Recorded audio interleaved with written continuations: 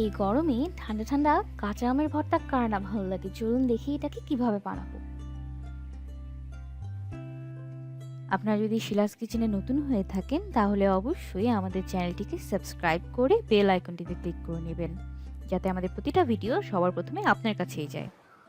কাঁচা আমের ভর্তার জন্য প্রথমে আমি নিয়ে নিয়েছি একটি কাঁচা আম, যেটাকে আমি ভালোভাবে কেটে নিয়েছি। এর সাথে 3টি কাঁচামরিচ, এখানে আছে বিট লবণ 1 চা চামচ পরিমাণ,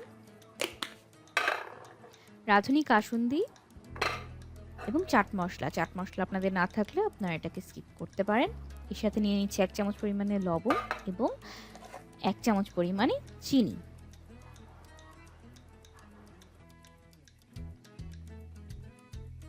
এবার আমি সব উপকরণগুলোকে একটি ব্লেন্ডারে নিয়ে নিচ্ছি। ব্লেন্ড করার জন্য এখানে প্রথমেই কাঁচা আম এবং কাঁচামরিচ দিয়ে দিচ্ছি। এর সাথে চাট মশলা 1 চা চামচ পরিমাণ, 1 চা চামচ পরিমাণ বিট লবণ, সাদা খাবার লবণ 1 চা চামচ পরিমাণ, চিনি দিয়ে দিচ্ছি 1 চা চামচ পরিমাণ, এবং আমি এখানে রাঁধুনি কাসুন্দি ব্যবহার করছি, আপনারা যে কোনো কাসুন্দি ব্যবহার করতে পারেন 2 টেবিল চামচ পরিমাণ। এবার আমি সবগুলো উপকরণকে ঠান্ডা পানি দিয়ে ব্লেন্ড করব। অল্প পরিমাণে ঠান্ডা পানি দিচ্ছি এখানে। ব্লেন্ডটা আমরা খুব মিহিভাবে ব্লেন্ড করব না, আমরা ব্লেন্ডারটাকে বারবার ছেড়ে এবং বন্ধ করে করে ব্লেন্ড করব।